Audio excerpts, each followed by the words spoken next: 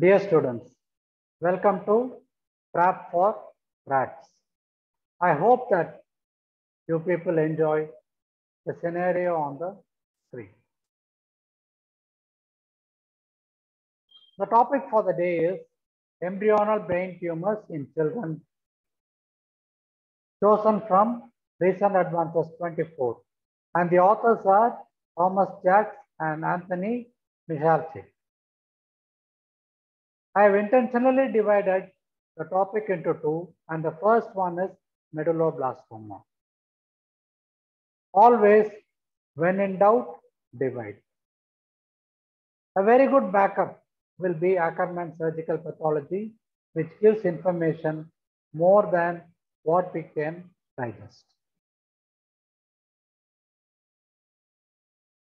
It is a rare tumor, even in children, and it forms about 20 to 25% of the primary tumors in them. Otherwise, the incidence is extremely low, 1 per 1 lakh population. Metastasis does occur, but even in the CNS, it happens to be rare.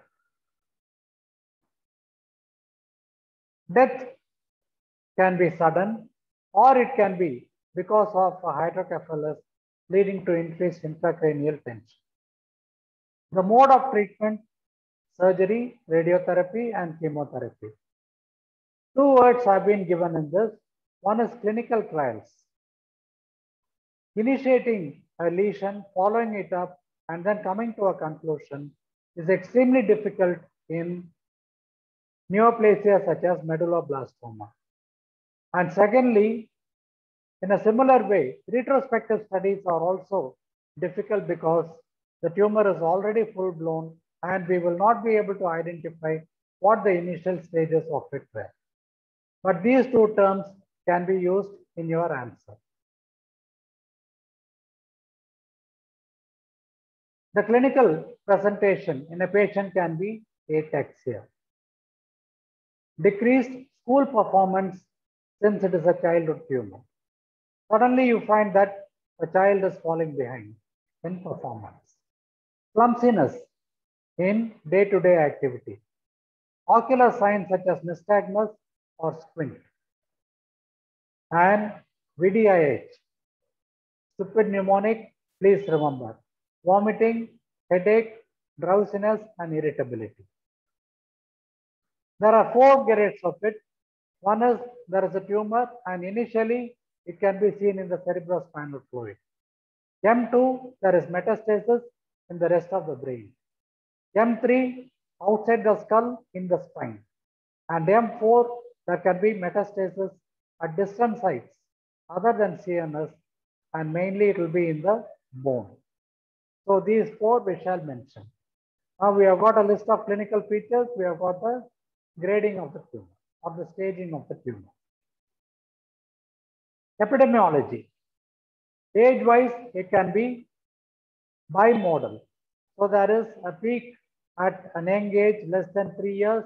Again, there can be a peak after the 10 or 12 years of age. That is why it is called as bimodal. But most commonly, it is below 3 years of age. It can be associated with other tumors and other symptoms. And nevoid basal cell carcinoma is an association. It is called as Gorlin syndrome. By itself, it has got prognosis. Incidentally, this is one picture that shows part of the tumor cells being arranged in a rosette-like fashion. Homocyte rosettes with fibrillary projections into the cavity. Also, people see a caterpillar-like structure, which is a metastasis. I'm sorry, a mitotic figure.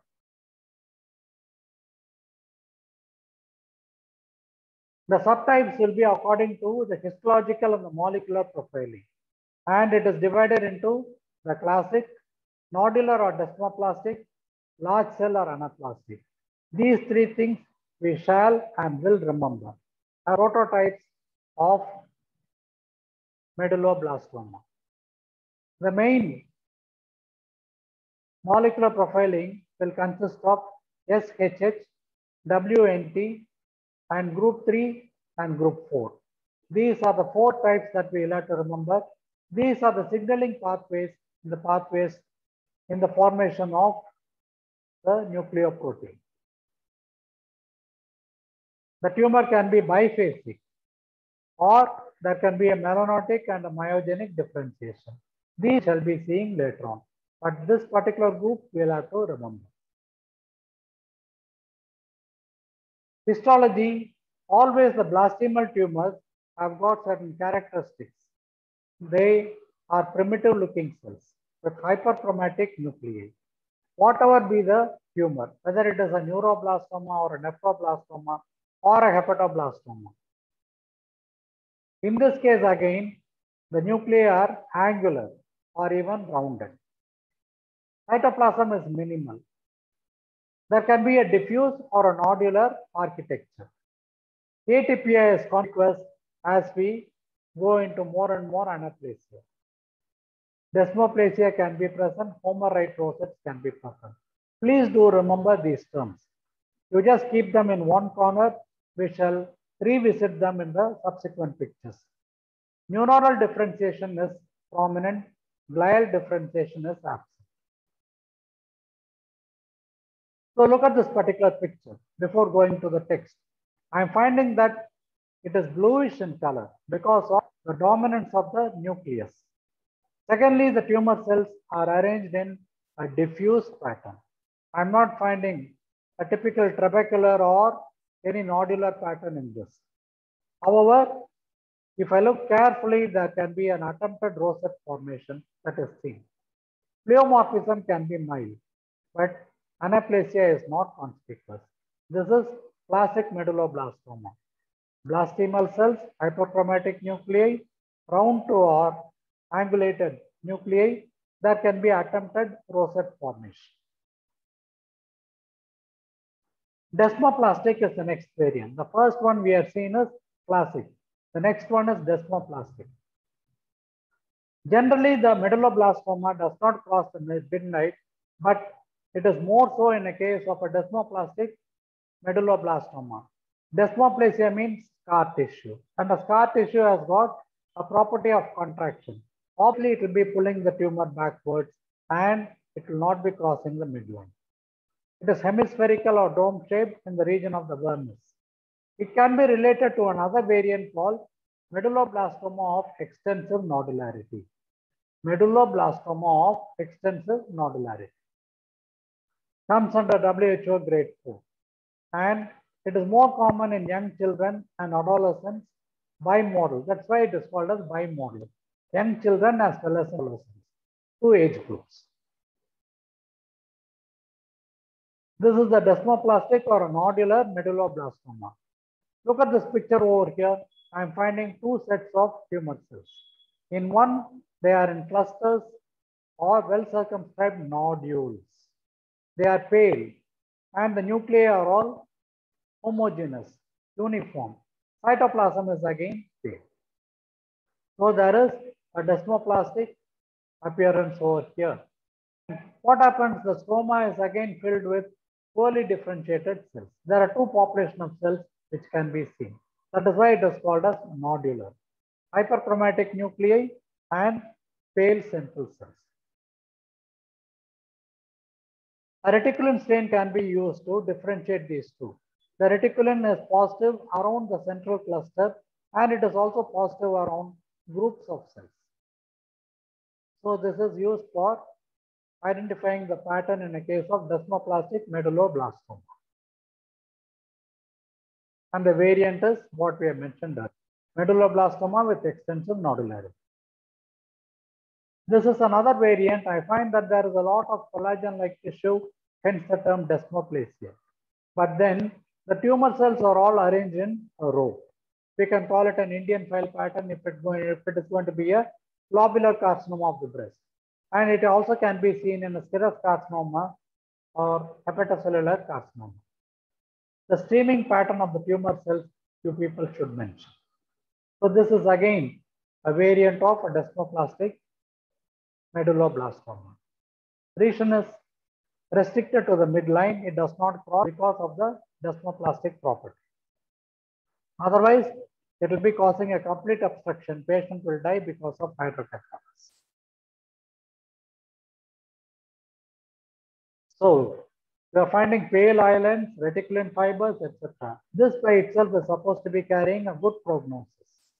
So, prognosis so far is good in the case of a classic and a desmoplastic medulloblastoma. The diagnosis can be radiological and it is a solid mass that is seen. However, whatever be the type, when there is a relapse, the prognosis is poor. In a relapsing medulloblastoma, prognosis is poor. Anaplastic is the third type.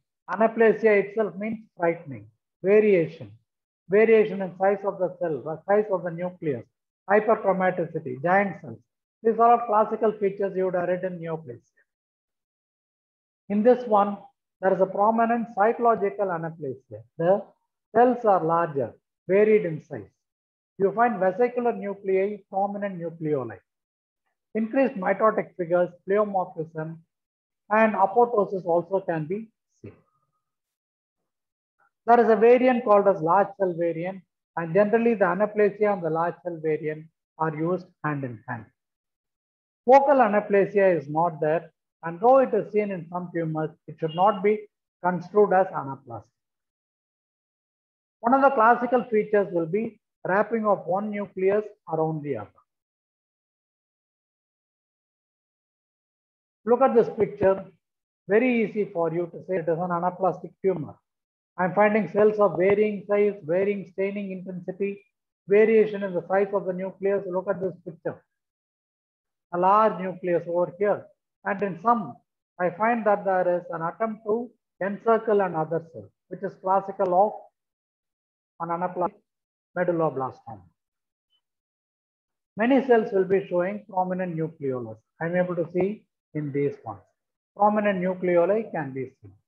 So anaplastic means variation in size, variation in chromaticity, giant cells can be present, etc. And in one I find, it is called wrapping. You find that one cell wrapping another is classical of an anaplastic medulloblastoma. Shown over here. Cell to cell wrapping.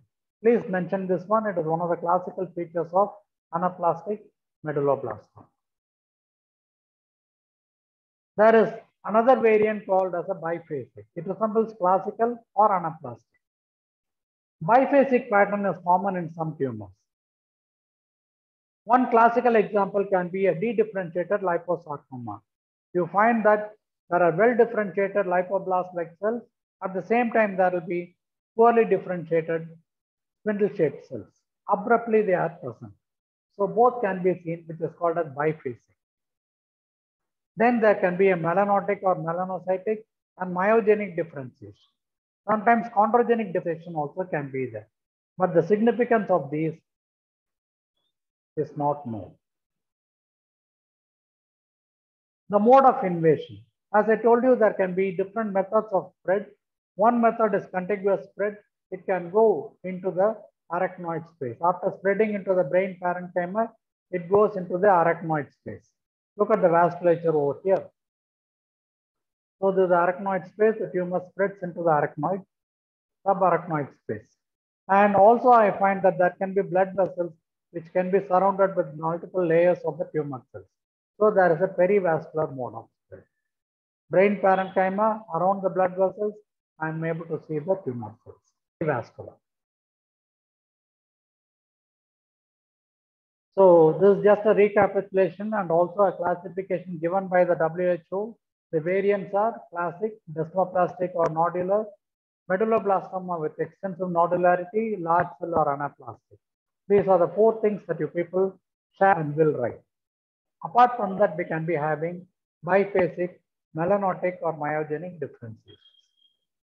Always for making a diagnosis, histology is important, immunohistochemistry is important. But in this case, they say that genetic study is also important. You'll have to study the lineages and then come to a diagnosis.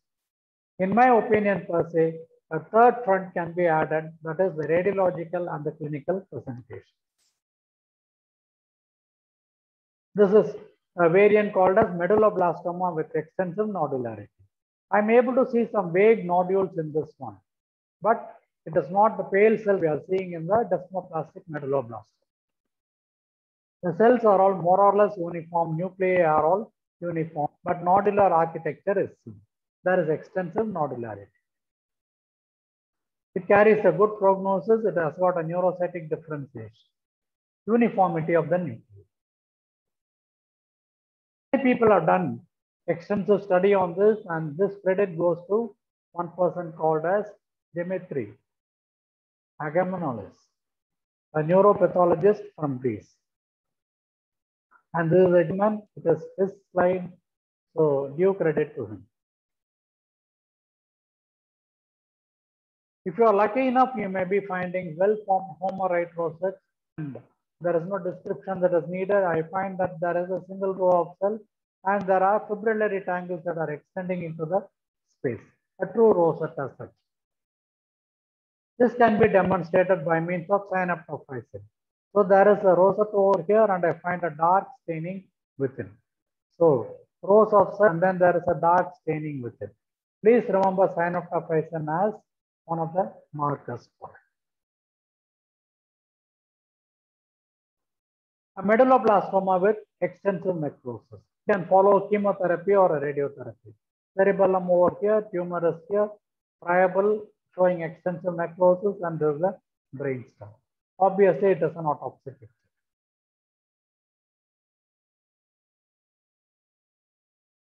So, what is the genesis of a medulloblastoma? This one you people will have to remember, particularly when it is a recent advanced system. All these tumors arise from defects in the stem cell. We know the leukemia, it arises from the stem cell or anywhere down the lineage. Similarly here also. And when there is the formation of the different types of proteins, there can be abnormality in them. So there are three molecular subtypes, mainly WNT activated, SHH. This is called hedgehog activated, and non-WNT, non-SHH. So these are the different ones. Genetic development we people will have to mention. And ultimately you will have to do a study to identify where exactly it is. So molecular analysis will be required. Immunohistochemistry, of course, is mandatory. And there is something called as personalized tumor therapy. Once you are able to identify the particular lineage and the particular station of the tumor cell, the treatment is excellent. And in such a case, you find that 90% of the patients have got a 5-year survival rate.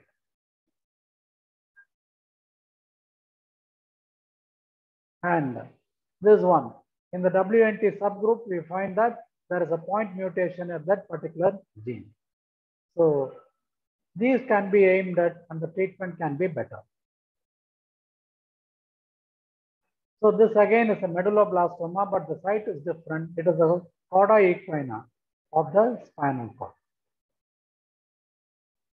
I would like you people to kindly describe this slide. Half a minute for description.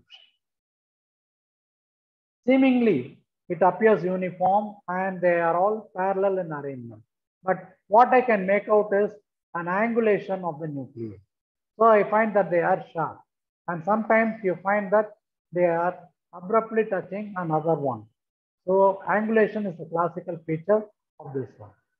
Still, if I observe carefully, there are some hyperchromatic cells, mitotic figures are there, pleomorphism is present. So pleomorphic cells, angulated nuclei, mitotic figures, classical of anaplastic medulloblastoma. The tumor cells can be arranged in the form of rosettes we have seen. Another pattern is the file-like pattern or the Indian file pattern, which can be present. Here is it haphazardly arranged, but then I am finding a cell-to-cell wrapping, which is there in anaplastic medulloblastoma. This slide is of paramount importance, and the credit goes to these authors, Brent K.R. And the citation is given over here, if people can go to the reference. Three subtypes have been mentioned, WNT and SHH. The last one is a non-WNT and a non-SHH. And these are the markers which can be used, GAP, GAB, and CAT. So accordingly, you find that there are two stations of positivity. All the three are positive in the case of SHH, whereas in a non-WNT, non-SHH, only the last is positive. So by doing this, you will be able to exactly localize and find out what subtype of it, so that there can be a fully precise treatment for the patient. What are the modes of spread of a medulloblastoma? Just like any other malignant tumor, you find that there can be a contiguous spread. Contiguous spread, cerebellum into the peduncle or into the brainstem. In the cervical spine, superiorly into the tentorium. These are the contiguous areas of spread. CSF, of course, you find that the cells, CSF can be positive for the malignant cells. Extraneural, it can be by hematogenous route, and the sites can be. So this is a flow diagram showing the natural history of the tumor. Arises in the midline in the region of the cerebellum and the vermis, the roof of the fourth ventricle. It can grow into the ventricle as such, fill the ventricular space, leading to an obstruction. Or it can spread around the ventricle. And once there is an invasion, there is a CSF spread. Invading the floor of the ventricle, it can go into the brainstem. And also you find that around the ventricle it spreads, leading to the CSF, or it can be invading the brachium pontis. Brachium pontis is one focus from which it can again invade the brainstem. So please do remember this classical points: cerebellum, ventricle, periventricular region, brainstem, brachium pontis. Extraneural spread is more common in the young age and in the males, and it can lead to a diffuse subarachnoid involvement. So we come to the end of the class of medulloblastoma, and these are the take-home points. What is the clinical presentation, the age, bimodal age of presentation, etc., and ataxia and other features. Grossly it is friable, generally it does not cross the midline.